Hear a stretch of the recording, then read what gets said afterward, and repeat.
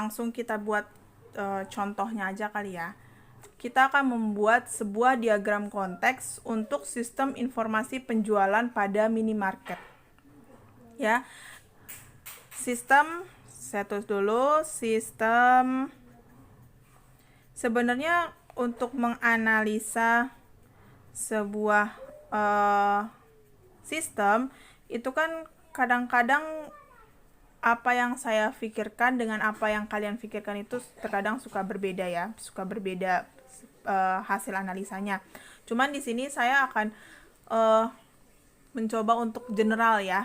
Jadi nanti kalau misalnya memang ada masukan atau ada pendapat lain silakan. Ini saya hanya mencontohkan bagaimana cara menggambar diagram konteks. Nah, di tugas 4 ini kita disuruh membuat sebuah sistem informasi penjualan pada minimarket ya, di mana di sistem ini ada 5 buah entitas. Jadi entitasnya ada staf keuangan ya, mungkin dalam hal ini kasir kali ya, bisa kasir, bisa ini ada karyawannya. Nah, ini ada supplier, ada konsumen, ada manajer. Sekarang kita coba deh,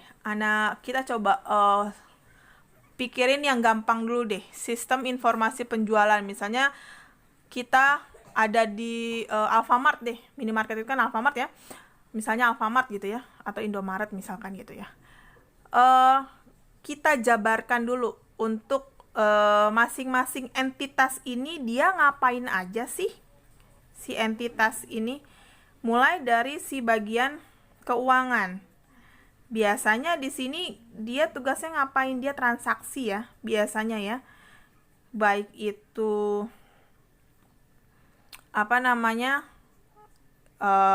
bikin transaksi keuangan atau bikin barang masuk, penjualan ya, barang masuk, barang keluar gitu ya. Pembelian barang masuk atau penjualan barang keluar ya. Ini biasanya dia tugasnya sebagai transaksi. Nah, ini karyawan.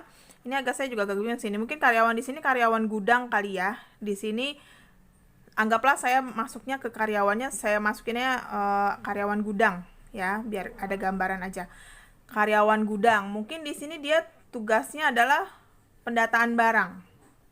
Jadi dia ngedatain data barangnya ya. Stok-stok barang segala macam itu tugasnya si karyawan gudang misalnya gitu ya. Nah, si supplier ngapain? Supplier dia berarti kan pengiriman barang ya, atau pemasok ya. Pengiriman barang masuk ya. Dia ngasih barang masuk gitu ya. Nah, kemudian konsumen udah pasti. Konsumen berarti yang pembeli ya kan, yang membeli ya. Nih barang berarti ini dia barang keluarnya. Barang keluarnya seperti apa. Terus manajer, berarti manajer ini kan penanggung jawab semuanya nih. Manajer penanggung jawab semuanya. Dia manajer ya, manajer penanggung jawab semuanya. Biasanya nanti dia nerima semua laporan nih. Semua laporan. Ya.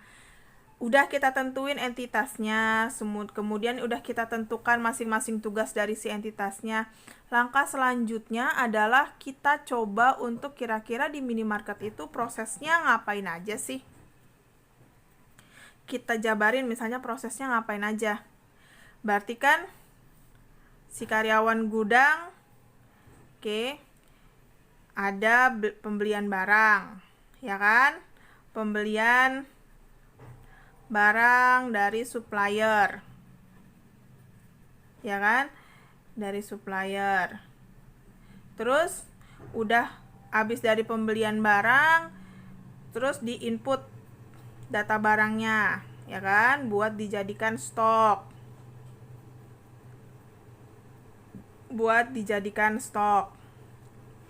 ya, sebagai stok barang. Ya, baik itu nanti di save ke storage atau bagaimana, pokoknya dia di data barangnya. Setelah pendataan barang, terus nanti ada konsumen beli, ya kan? Konsumen beli. Konsumen beli nanti dilayani oleh keuangan. Keuangan ini saya analogikan sebagai kasir aja kali ya. Di sini saya masukinnya kasir biar gampang. Takutnya nanti kalau keuangan ketukar sama manajer keuangan dan sebagainya ya. Saya masukin kasir aja dulu ya.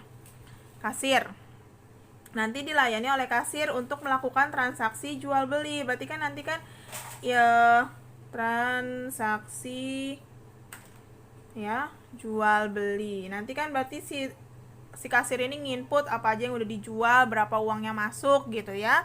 Nah, selesai baru semuanya dilaporkan, bikin laporannya. Nah, setelah ditentukan nih mau ngapain aja, baru deh kita bikin kita bikin deh diagramnya berdasarkan yang tadi. Di sini kita bikin bulat set sistem informasi penjualan mini market ya. Terus kita gambarin kok entitasnya tadi. Ada di sini saya masukinnya bukan keuangan ya, saya masukinnya kasir aja biar gampang kebayangnya gitu ya. Di sini saya masukin kasir. Ini lokasi letak si entitasnya bebas ya. Kalian ini saya masukin staf gudang misalnya ya. Mau di atas sini, di sini, di mana itu bebas. Ini saya hanya biar rapih aja. Pokoknya bikin diagram itu sebenarnya untuk bentuknya garis arus data mau belok-belok bagaimana sebenarnya boleh. Cuman usahakan rapih. Karena kan yang baca itu kan bukan cuman kalian, tapi kan bisa yang lain gitu ya. Terus saya masukin apa lagi di sini?